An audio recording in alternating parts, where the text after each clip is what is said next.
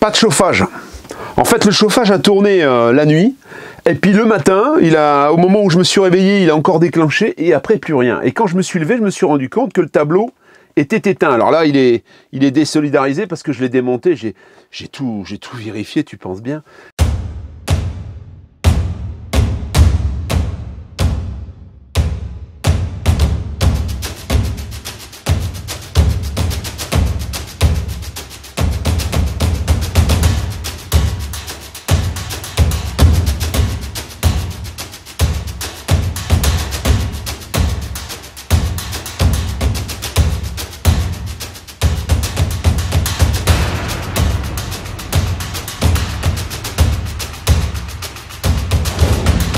Aujourd'hui, salut, on va te parler d'une nouveauté, un téléphone Ulfone Armor.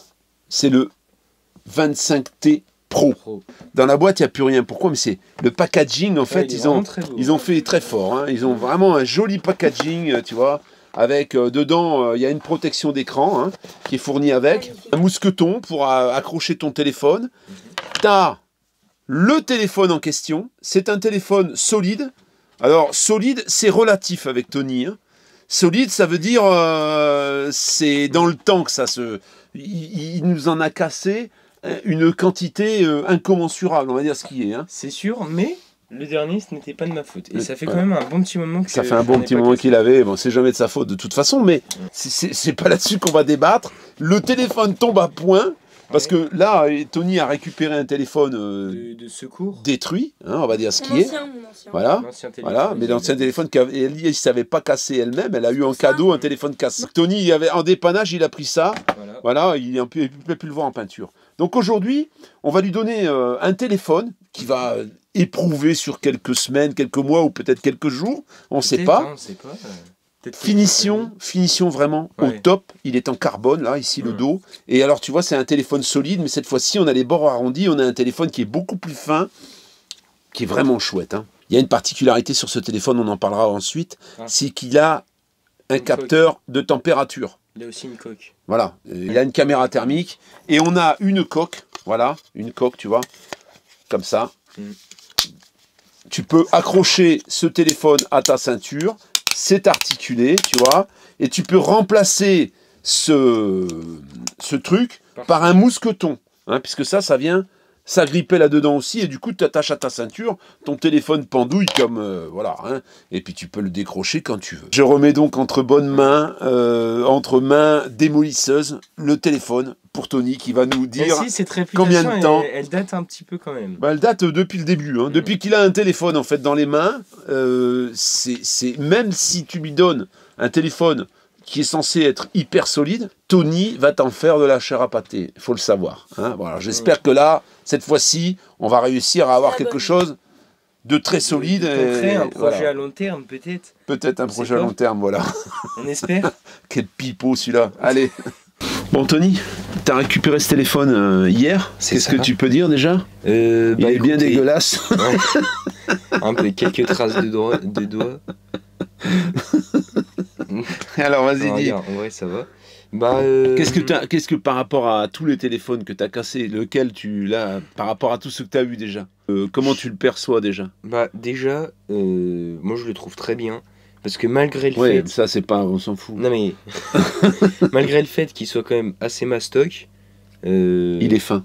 Il reste fin et au final pas très lourd. C'est plus fin que ceux que tu as eu déjà, les briques que tu avais eu déjà. Ouais, c'est ça. Ça il y a certaines briques qui étaient lourdes. En fait, il est plus agréable à la main parce qu'en plus c'est arrondi. Ouais. Donc c'est vrai que c'est un téléphone qui est solide. Il peut être immergé sous 2 mètres. Et en plus, il peut tomber de 2 mètres. Il résiste à des chutes de 2 mètres. Alors, on le verra à l'usage, parce qu'on a un bon testeur. Après expérience personnelle, c'est mieux de pas... Voilà, c'est mieux de pas le faire tomber. Hein, voilà, c'est mieux de pas le foutre dans l'eau quand il n'est pas étanche. C'est mieux de tout un tas de choses, mais ça, c'est autre chose. Hein, Tony? Alors, caméra thermique, est-ce que tu peux nous faire une démonstration? L'écran, il est en 120 Hz maximum. Voilà. C'est un écran de 120 Hz avec, il fait 6,78 pouces. Donc, autant te dire qu'il est aussi grand, même un peu plus qu'un... Ouais, en fait, l'écran n'est pas utile partout, hein, parce qu'il y a des bandes noires autour, mais c'est quasiment plus grand que ça, hein, qu'un S23 Ultra. Donc là, vous voyez, regardez, ça, c'est la caméra thermique. Donc là, si je mets ma main, par exemple... En fait... Je sais pas quoi... Voilà. Si, là on le voit bien. Là, on voit bien. On le voit bien. Bah, donc tu vois, on détecte les températures un peu partout. Et ça, c'est génial. avec des cibles, donc là, je peux voir que, par exemple, papa, sa tête, elle est à 35, entre 35 et 36 degrés. Et donc ça peut permettre... Tu peux, par exemple, lorsque tu veux voir si ton camping-car, il y a des perditions thermiques, eh ben, tu te mets à l'extérieur et tu regardes où ça chauffe. Tu vois? Et comme ça, tu sais où tu as des pertes. C'est vachement bien. Et ça marche vachement bien. Hein. Je l'avais déjà eu sur un autre téléphone. Et d'ailleurs, c'est pour ça que je pince un peu du bec de lui laisser, parce que ça me plaît bien.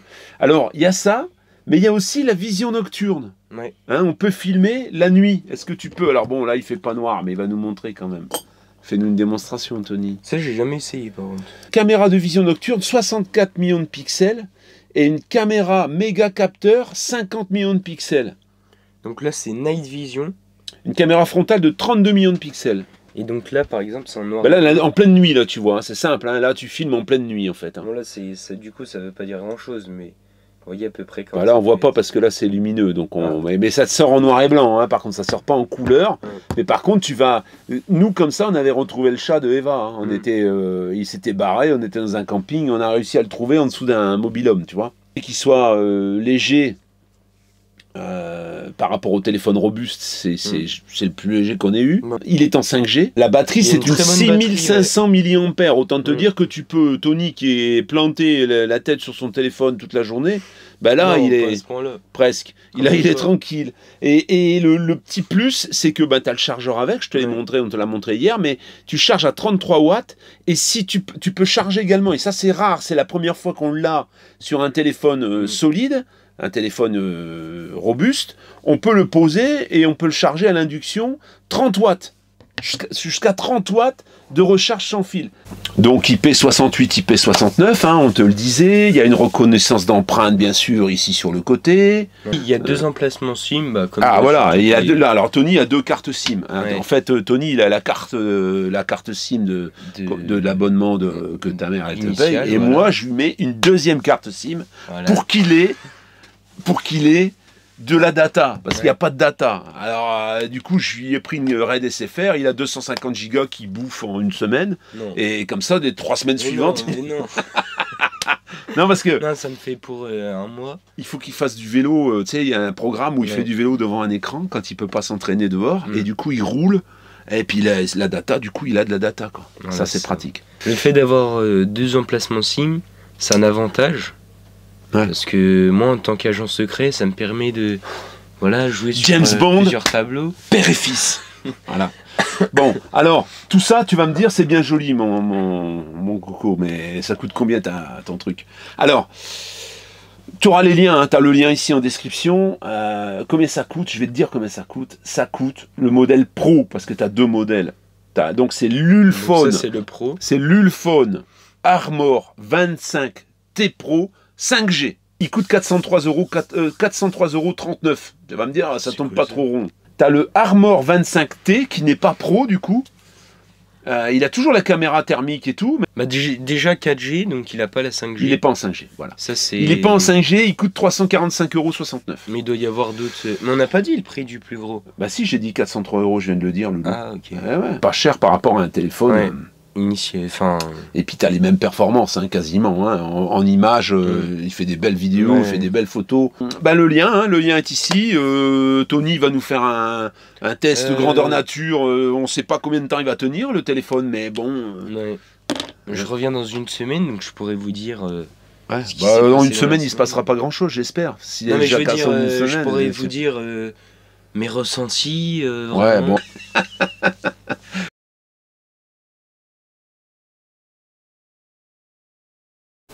Surprise, hier matin, au réveil, pas de chauffage. En fait, le chauffage a tourné la nuit, et puis le matin, au moment où je me suis réveillé, il a encore déclenché, et après plus rien. Et quand je me suis levé, je me suis rendu compte que le tableau, était éteint. Alors là, il est désolidarisé parce que je l'ai démonté. J'ai tout vérifié, tu penses bien. J'ai checké tout ça pour voir ce que c'était. Donc, rien, tu vois, rien du tout. Plus rien, même plus de voyant, pas d'erreur, rien du tout. Tout de suite au réveil, donc j'ai passé la matinée, hein, je te le dis tout de suite. J'ai passé la matinée à checker tout ça en espérant faire repartir le chauffage. Je vais te montrer un petit peu le problème. Donc le chauffage est ici. Alors, pour te remémorer un petit peu les choses, du problème de chauffage, j'en ai eu plusieurs années consécutives avec l'Eberspacher qui était ici en dessous, donc qui était très mal posé. En fait, il était posé. Il y avait un échappement qui allait jusqu'au bout, donc déjà, j'étais allé voir un spécialiste, parce qu'à un moment donné, je ne savais pas, il fumait, il ne partait pas, il avait beaucoup de mal à démarrer, et ce spécialiste m'avait dit, il avait déjà ouvert l'air, il avait ouvert l'échappement, il avait passé une soufflette dedans pour le décrasser, parce qu'il était engorgé, il était noyé en fait, et il m'avait expliqué que le chauffage n'était pas posé selon les prescriptions du constructeur. Eberspacher a un cahier des charges bien précis pour la pose de ces chauffages, et si tu déroges à cette règle, eh bien tu te retrouves avec des soucis, comme ça a été le cas pour moi.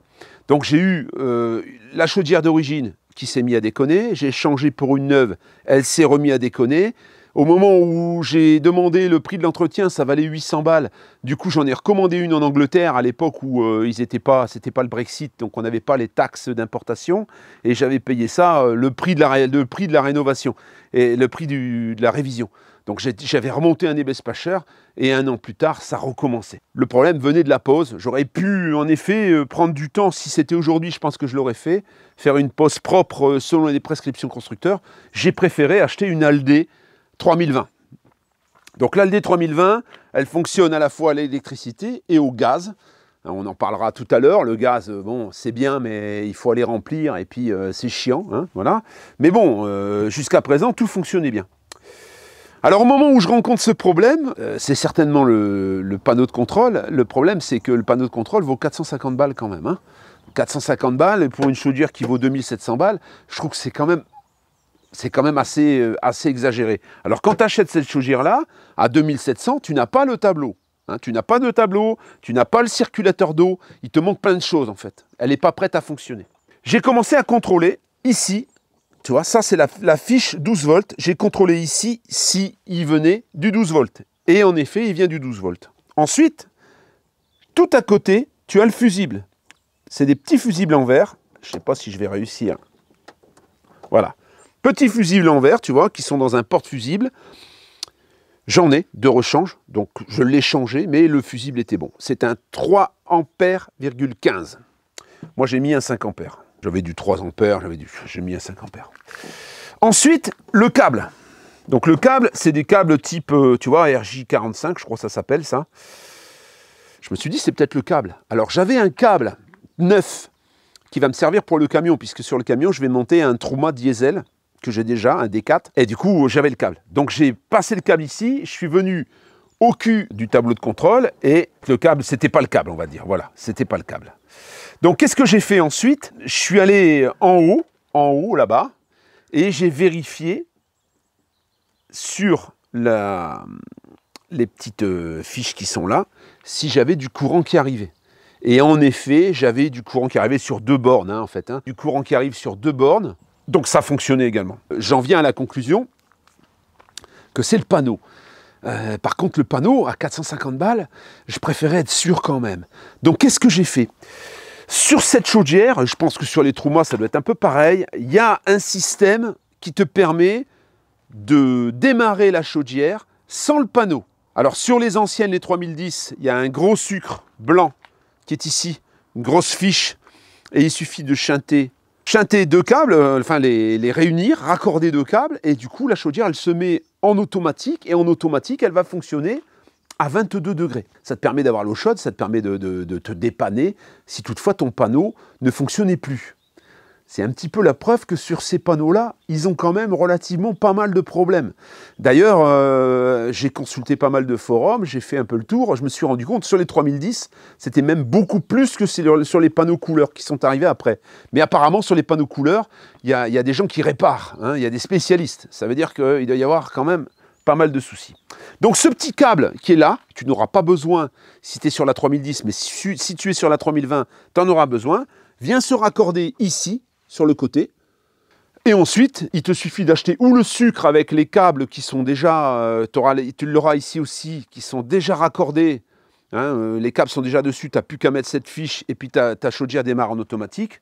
Ou alors de les raccorder toi-même. Hein, en sachant que ça vaut 5 €, ce petit sucre. Alors le câble en lui-même vaut 18 €. Après, tu as le port à rajouter, bien sûr. Et le port, bah, moi, en fait, j'ai commandé chez H2R Équipement. Il l'avait à 18 € chez moncampingcar.com. Il l'avait à 20 € chez H2R Équipement. Mais comme j'ai choisi une livraison rapide, parce que j'ai mes enfants qui arrivent, et du coup, voilà, pas de chauffage, pas d'eau chaude, il arrivera mardi matin. Mais par contre, ça m'a coûté 14 balles de port, hein, puisque j'ai fait la livraison Chronopost moins de 24 heures. Si tu commandes chez H2R avant 13 h, tu reçois le lendemain matin, si c'est bien sûr en stock. Hein, le lendemain matin, tu reçois le lendemain avant 13 h. Quand j'aurai connecté ce câble, ben, je verrai si la chaudière démarre. Je pense qu'elle va démarrer. Si elle démarre, ben, il me restera à trouver une solution pour ce panneau. Alors, tu as plusieurs solutions. Tu as un panneau manuel. C'est des boutons, en fait. Hein. C'est des boutons où tu as plusieurs positions. Donc, tu as les boutons pour le courant, hein, puisque c'est une chaudière qui fonctionne 1000, 2000 et 3000 watts. Tu as 3 positions. Tu as un bouton pour gaz ou électricité. Et puis, tu as un espèce de thermostat sur lequel tu n'as pas la température. Là, tu as le thermostat où tu peux indiquer la température. Là, tu as 1, 2, 3, 4, 5. C'est un bouton rond. Ça coûte 270. Alors, il faut faire bien attention. Il est là, le panneau. Hein. Il faut faire bien attention parce que tu en as deux. Tu en as un pour la 3000. Apparemment, c'est pas le bon. Et tu en as un pour les 3010 et 3020. C'est celui qui nous intéresse. Le problème, c'est sur ce panneau, sur ma chaudière, si c'est une 3010, tu n'auras pas ce problème. Mais si c'est une 3020, tu as besoin d'un câble adaptateur, encore une fois, avec une rallonge. Donc la rallonge, elle coûte 75 balles. Le câble adaptateur, c'est celui que je vais avoir. Il coûte 20 balles, ça fait 100 balles. Ça veut dire que tu fais 270 plus 100 balles, 370.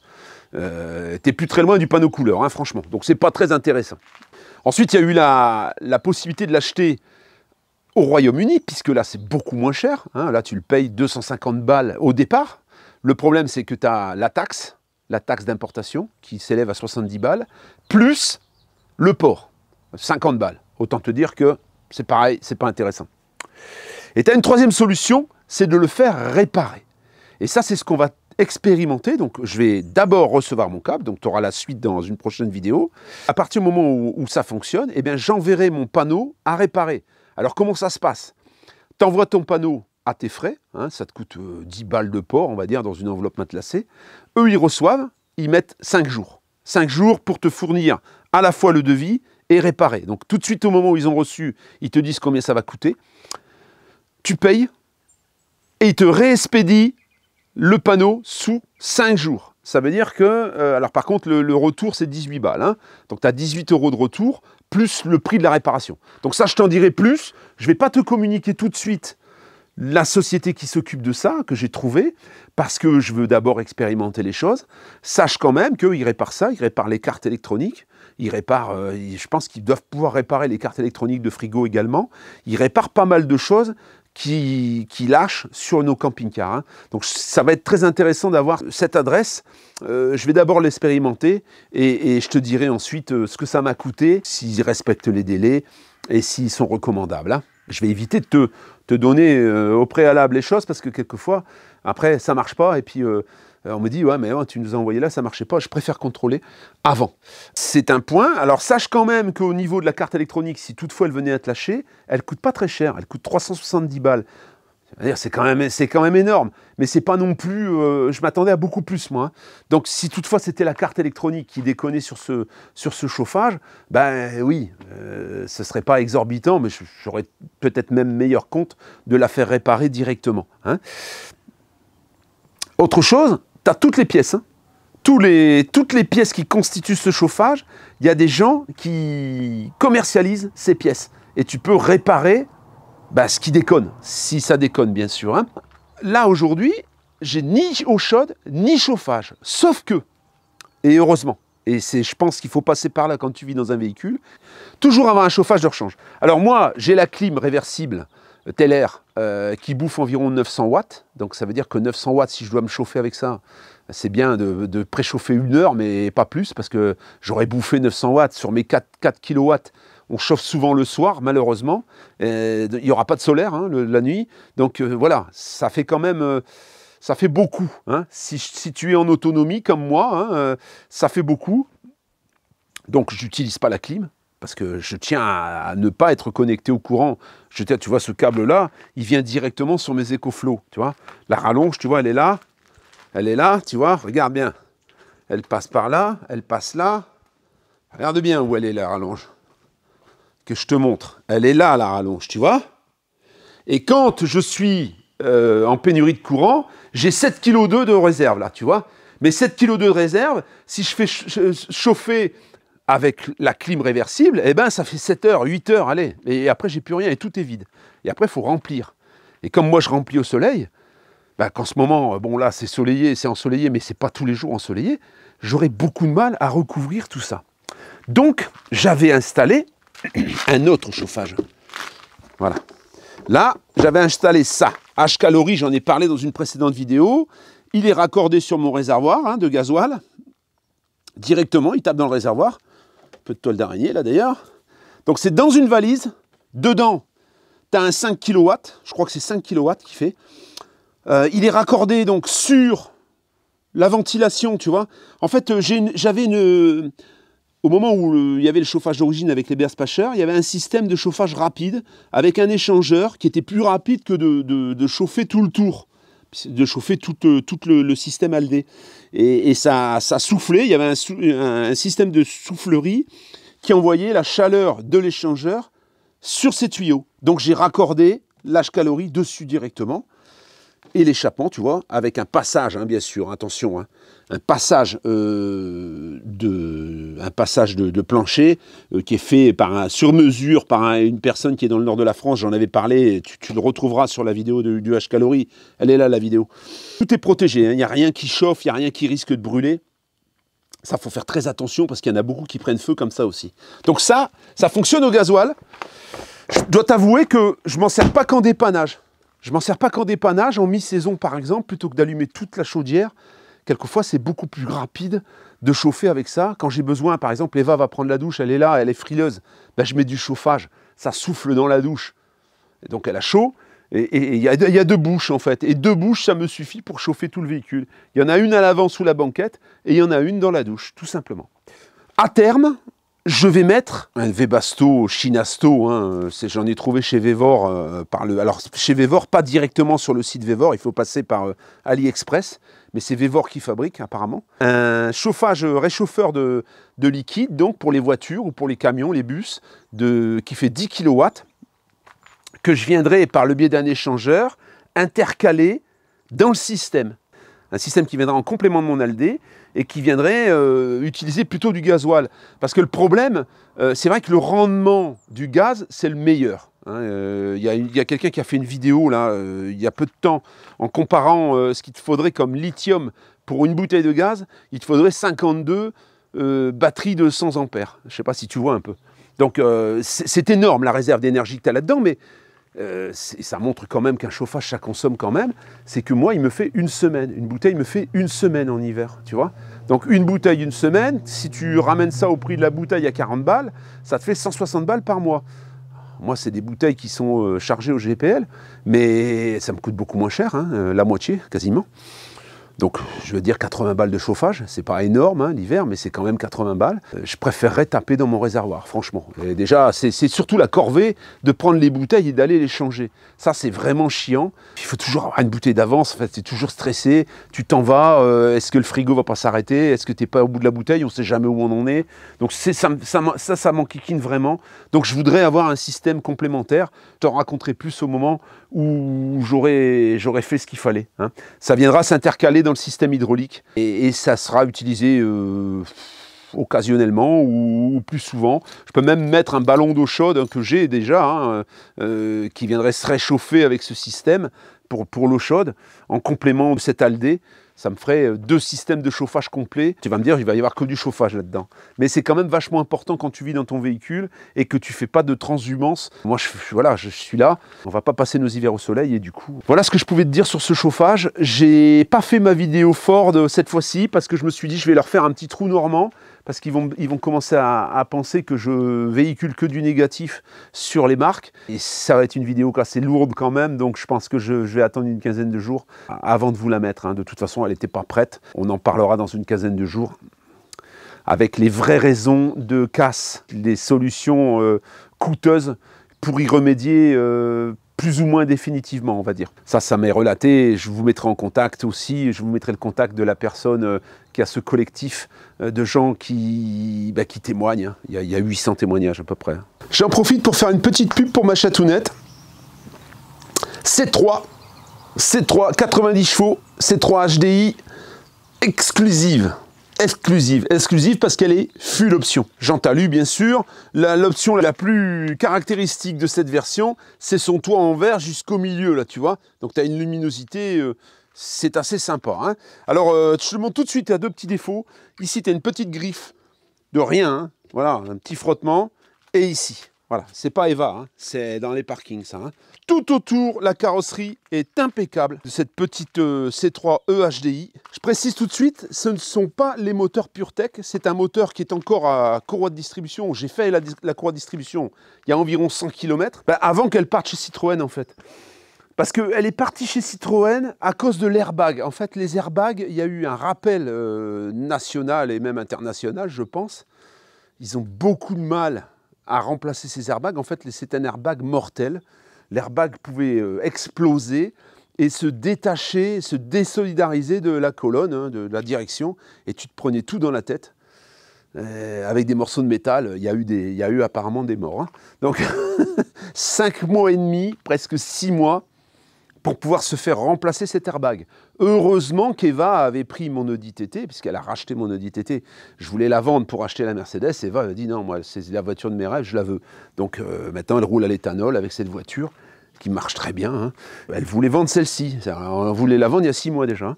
Et du coup, elle est juste disponible maintenant. Alors, fermeture centralisée, bien sûr. Je te présente rapidement, mais si tu es intéressé, tu pourras m'écrire hein, et puis je te donnerai plus. Hein. Voilà, donc c'est une voiture qui est peu gourmande, hein. Elle est très propre. Alors le tapis, là, je suis allé dans une scierie, donc j'ai un peu sali. Hein. Donc il faudra que j'aspire, mais tu vois, la sellerie est tout impeccable. La finition est vraiment sympa. Hein. Alors c'est une boîte robotisée. Tu vois, il y a toutes les options, les vitres, fermeture centralisée, rétroélectrique, climatisation, GPS, avec le kit main libre, bien sûr, les palettes au volant, donc boîte robotisée qui fonctionne très bien. Hein. C'est sur cette voiture, on n'est pas sur les Fiat, là. Hein. On n'est pas sur des boîtes robotisées sous-dimensionnées. Ça reste une boîte robotisée, c'est pas une automatique avec double embrayage comme aujourd'hui, donc elle n'est pas aussi rapide, mais la voiture fonctionne vraiment très bien. Là, en cycle urbain, on va te la démarrer. Voilà, démarre en quart de tour. En cycle urbain, elle fait 6 litres et demi, on va dire. Là, elle doit être à 6 litres 6, hein. Elle fait que des petits trajets. Sur les routes, hein, sur l'autoroute, c'est une voiture, c'est pas une voiture pour rouler à 160. Hein. Ça roule, ça va vite, hein, mais bon, voilà, c'est pas une voiture pour ça. Sur les autoroutes, tu vas faire 5 litres 2 à peu près, hein, voilà. Il y a donc kit main libre, tu vois, mon téléphone se connecte automatiquement. Et alors, tu vois ici, regarde, voilà. Ça, c'est vachement sympa. Puis là, la nuit, il y a des petites LED, là, il y a 3-4 LED. C'est assez joli. Hein, et alors, en kilométrage, 85 896 km. Donc, révision, tout est fait là. Hein. Les disques et plaquettes ont été changés il y a peu de temps. C'est moi qui l'ai fait également. J'ai tout fait sur cette voiture. En fait, à partir du moment où j'ai rencontré Eva, c'est moi qui lui ai fait l'entretien. Là, dernièrement, j'ai fait la distribution. Tu verras quelques images. Aujourd'hui, on va faire la distribution. Alors, tu vas comprendre un petit peu ce que c'est que la distribution. Je ne vais pas te montrer tout dans le détail, ce n'est pas le but. C'est juste pour te montrer en quoi ça consiste et pourquoi il faut remplacer une distribution. Voilà, cache les carters en plastique qui viennent devant la courroie de distribution. La courroie de distribution est là sur le côté. Il va falloir également enlever un support moteur, enlever la roue avant, parce qu'il va falloir passer par en dessous, au niveau de la poulie du vilebrequin. Il va falloir enlever les carters en plastique. Il va falloir enlever un petit peu tout ce qui gêne. Des cales qui permettent de stabiliser toutes les différentes roues crantées, en fait, hein, puisque La courroie, c'est une courroie crantée et elle vient faire tourner la poulie d'arbre à cam, la poulie de la pompe à gasoil, la pompe à eau, et tout ça entraîné par le vilebrequin. Et il faut tout stabiliser au bon calage, c'est-à-dire il y a des trous dans le carter et des trous dans les poulies. Il faut les stabiliser pour pouvoir mettre la courroie, la tendre, il y a un sens, hein, pour que ensuite, au moment où tu la remets en route, tout ne soit pas décalé. Hein. Et ça, donc, on utilise. Alors, il y en a certains qui utilisent des boulons, des clés, etc. Moi, j'ai préféré acheter les piges. Au moins, je suis tranquille, je les mets dedans, ça bouge plus. Tout ce qu'on démonte pour faire la distribution. Bon, ça, c'est le carter qui est en dessous, le carter de protection. Ensuite, il y a les carters qui viennent recouvrir la distribution. Hein. Donc là, ça, c'est assez galère à démonter parce que c'est entre le longeron et le moteur, c'est assez chiant. Ça, c'est le support moteur. Parce qu'il oui, il y a un support moteur à enlever. Et ça, c'est la poulie damper, c'est la poulie qui te permet de faire tourner la courroie d'accessoires, en fait. Hein. Donc, alternateur et certainement direction assistée et aussi climatiseur. Là, maintenant, on voit parfaitement la courroie de distribution, tu vois. J'ai mis mes piges. Donc, il y aura le galet tendeur à changer. Il y a pas mal de petites choses à changer. Hein. Donc là, maintenant, je vais passer au démontage de cette courroie. Une distribution, tu vois. La poulie damper, elle est ici. Donc la courroie d'accessoires, elle est enlevée. Tu vois que le moteur, il tient avec un cric parce qu'on a enlevé le support moteur qui venait ici. C'est pas tellement compliqué. C'est pas la difficulté. Techniquement, il n'y a rien d'insurmontable. Le plus chiant, c'est de démonter les carters en plastique. Alors heureusement, les vis restent dedans. Elles peuvent pas sortir, heureusement. Pour le remontage, c'est beaucoup plus facile. Mais c'est quand même assez galère. Hein. Je te cache pas que... Voilà la courroie donc déposée. Alors elle n'était pas moche. Hein. Elle n'était pas fissurée. Bon, la voiture n'est pas vieille non plus, mais ça peut aller. Hein. Il n'y a pas de fissure, il n'y a pas de... Bon, on change en préventif hein, de toute façon, mais tu vois, elle est plutôt correcte. La courroie d'accessoires, bah, elle a déjà été remplacée plusieurs fois, donc elle est en parfait état aussi. Bon, on la changera également. On change également le gros boulon de la poulie damper. On change également le galet. Ça fait tourner, il y a un roulement, tu vois, ça fait tourner la courroie, ça permet de la renvoyer quoi, un petit peu. Ça, c'est l'original, tu vois, et ça, c'est la version... Alors bon, il n'y a pas de jeu dans le roulement, hein, c'est correct. Mais bon, on va mettre le neuf. On a le tendeur. On a même... il est bloqué, tu vois. Ça, c'est le galet tendeur, donc ça, on va le changer. Ah, la courroie accessoire. Alors, ce qu'il faut faire, avant toute chose, c'est vérifier qu'elle est à la bonne longueur. Pour terminer, la pompe à eau avec son joint. Je suis plutôt un adepte du faites-le vous-même. Là, franchement, je pense pas que ça vaille le coup de se faire ça soi-même. J'ai passé la courroie enfin, mais c'est un vrai calvaire. Franchement, ça rentre tout juste. C'est un bordel. Alors, il y a certainement une méthode appropriée pour la rentrée, mais moi, j'en fais pas. J'ai pas fait ça depuis des années. Alors, je fais tout méthodiquement et avec soin, mais je me suis bousillé les mains en fait. T'as le longeron qui est juste là, donc pour passer la courroie, et d'abord il faut la passer par le vilebrequin, ensuite au niveau du vilebrequin tu passes par le tendeur, ensuite tu passes par l'arbre à cam qui est ici, ensuite tu fais la poulie qui est là, et le tendeur et la pompe à eau. Pompe à eau d'abord, le tendeur en dernier. C'est un vrai scandale. Pour la rentrée vraiment c'est une galère, ça fait 1 heure que je bataille.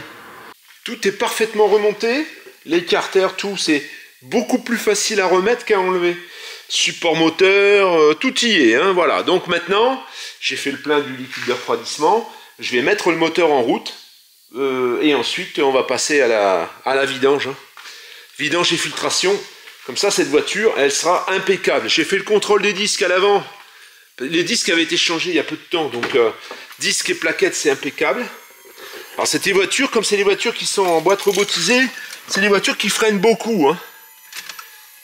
Alors les disques, ils ont été changés il y a peut-être 5-6 000 km, mais Ça tourne impeccable, pas de problème, ça a démarré, j'ai dû relancer un petit peu parce que le carburant, en fait, j'ai débranché les durites de carburant et forcément il a fallu insister un peu, mais ça marche parfaitement, ça tourne parfaitement. Donc je suis content, je vais maintenant m'occuper de la vidange. Voilà, c'est terminé, je viens de finir la vidange.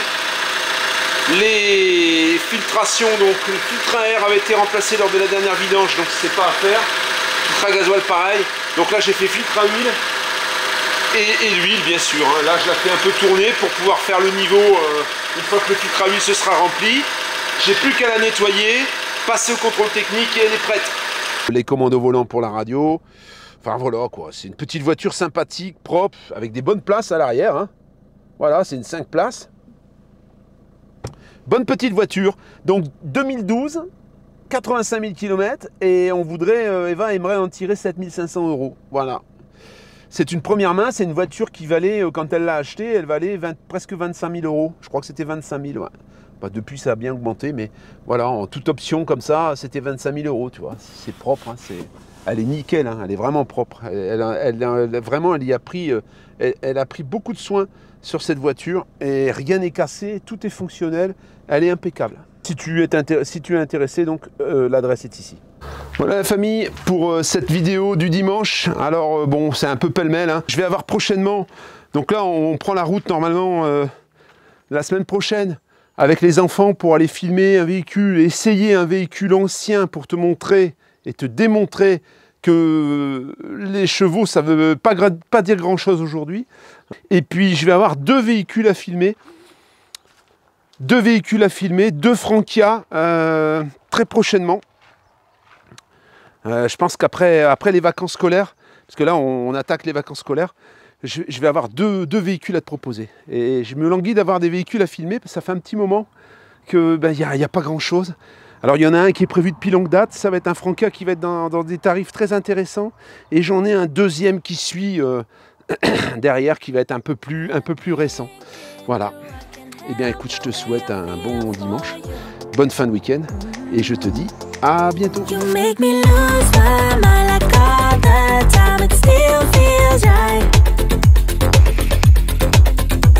In an endless fight, like every night, it still feels right.